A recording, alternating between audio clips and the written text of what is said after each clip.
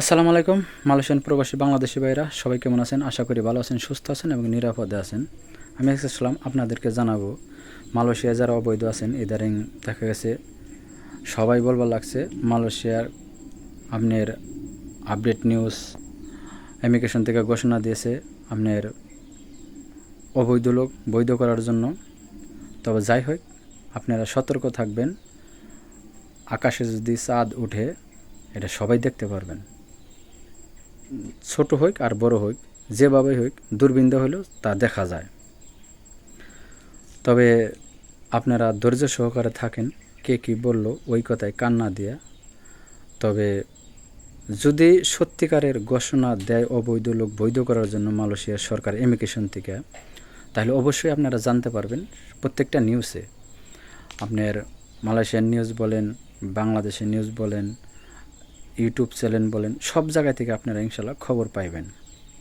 তবে যাই হোক, এরপর আসা যায়, আপনারা এই সমস্ত খবর শুনে কেউ যদি ফোন করে বলে বা কেউ যদি বলে আমি ভিসা লাগিয়ে দিবার লাগছি, আপনারা পাসপোর্ট দেন, টাকা দেন, আমি ভিসা লাগিয়ে দেব।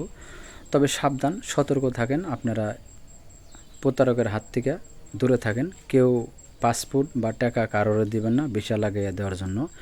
এখনও মালয়েশিয়া সরকার ঘোষণা দেয় নাই, RTK 3.0 এখনও চালু করে নাই, বা কবে করবে এখনও এও ঘোষণাও দেয় নাই। আর এইটার মিটিং হবে কবে এখনও এটা জানা যায়নি।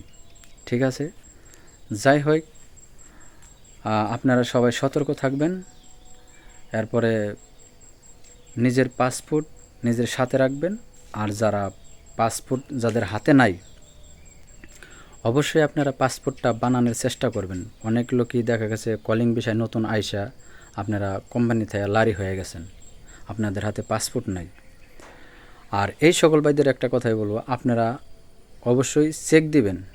আপনারা যখন যদি অবৈধ লোক বৈধ করার সুযোগ দেয়, যখন আপনারা অ্যাপ্লাই করবেন বা আগে যদি কোনো সিস্টেম থাকে চেক দেওয়ার, বলে আপনার নামে কোনো ব্ল্যাক লিস্ট আছে নাকি বা কোনো কেস আছে নাকি, কোনো কমপ্লেন দিয়ে রাখছে নাকি আপনার বসে, এটা আগে আপনার এজেন্ট দিয়ে চেক করে নেবেন, যার নামে কাগজপাতি করবেন, তাহলে সবচেয়ে ভালো হইব।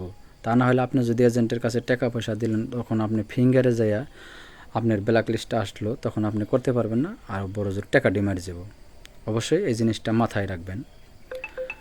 আর যদি সুযোগ দেয়, অবশ্যই আপনি বৈধ হইতে পারবেন, তবে আপনার যদি ব্ল্যাক লিস্ট না থাকে বা কোনো কমপ্লেন না থাকে আপনার নামে। আর যাদের পাসপোর্ট নাই, অনুরোধ রইল সবাই আপনারা পাসপোর্ট বানিয়ে যার সাথে রাখেন বা যেভাবে রাখেন পাসপোর্টটা রাখবেন।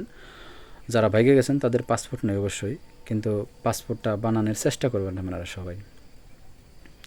যাই হোক, আজকে যে কথাগুলো বললাম খুবই অবশ্যই ভিডিওটা দেখলে ভালো লাগবো।